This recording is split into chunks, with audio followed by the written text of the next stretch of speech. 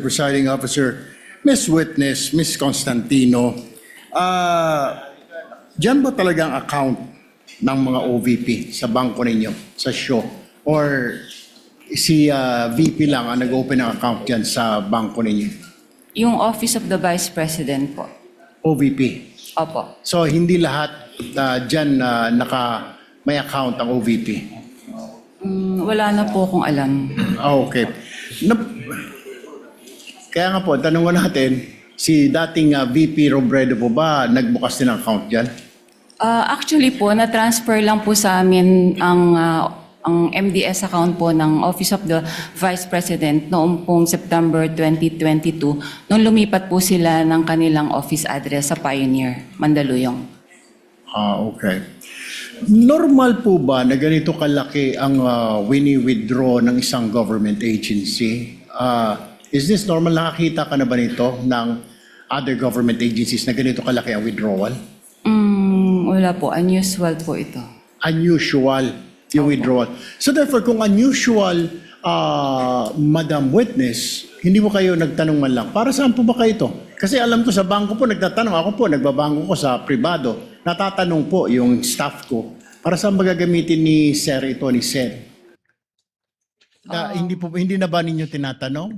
Kasi po may advice naman ng po siya. So, kumbaga dumaan naman po ito sa proseso nila.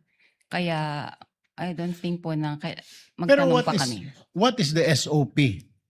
Ano pong standard operating procedure pag may mga malalaking withdrawal? Or exempted pag mga government agency, lalo po't mga matataas na ahensya ng pamahalaan? Wala na pong exemption. Kaya lang po itong sa particular na transaction po ng OVP, bali meron naman po kasi silang forward advice po sa branch. Okay. Alam niyo po ba na ito ay for intelligence fund, yung wini-withdraw? Hindi po. Hindi niyo po alam na Intel fund ito. Opo. Pero nagduda po kayo sa ganitong kalaking halaga. Is that correct?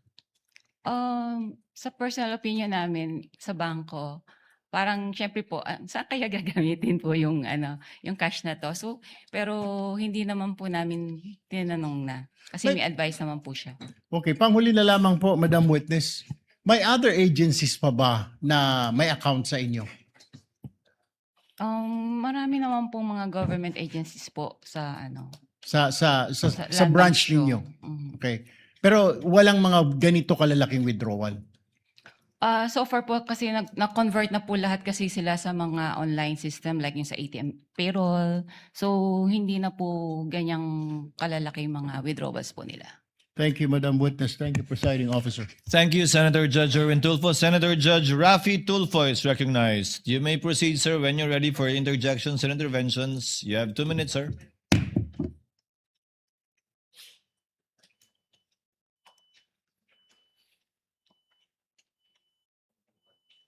Madam Witness, magandang umaga po. Magandang umaga rin po. Hindi masyado klaro sa amin yung sinabi mong mga bag ang pinaglagyan nitong 125 million. Anong klaseng bag muli? Sa pagkakaalala ko po, ito po isang malaking, mahabang bag na Mahaba. parang dinescribe ko nga po as Duffel like bag? Gym bag? gym bag po. Iba po kasi Gym yung bag. duffel bag sa bangko. So gym bag ano kalaki? Mahaba Sandi po. Okay. Ayon sa BSP, ang 1 million approximately 1 kilo. So that's 125 million. So si Gina lamang ang nagbitbit ng 125 kilos palabas ng bangko? Ang alam ko pong assistance po na naalala ko po ay nag-provide po kami ng trolley. Ng trolley. At Apo. mag-isa lang si Gina. May kasama po sila eh. Hindi ko lang po ma-recall. So ilang duffel bag po ulit? Mga 3 to 4 bags po. I mean, so 3 to 4. Bags. Yung sa 125 Gym bags. million. Gym bags. Dapat sigurado. 3, 4, 5, 6, 7, 8, 9, 10. Kasi kung 125 million at 3 gym bag, yung gym bag, ano nang kalaki yun? Mahaba Mukhang hindi po. mahaba. Opo. Kakasya ba dyan 125 kilos? 31 million per. Baka nagkakamali kayo. Mga 3 to 4 bags nga po. Dapat precise po kayo. Dapat ginadjust daw nyo yan bago paglabas. 3 bags ang lumabas, ang pinaglagyan? Hindi na ng- po namin yan, ano po. Okay, sige. Pero dapat you should be approximate, precise kasi we're talking of impeachment of the Vice President dito.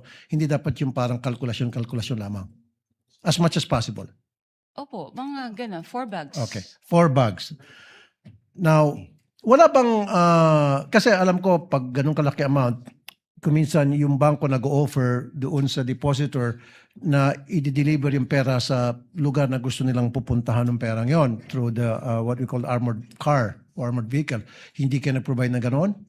Hindi po. Wala po kasi kaming memorandum of agreement regarding po sa services, cash services po, or cash delivery. So hindi nag-request yung OVP ng cash delivery through armored vehicle papunta doon sa back Wala to their po, sir. office? Okay. Curious lang ako, sino itong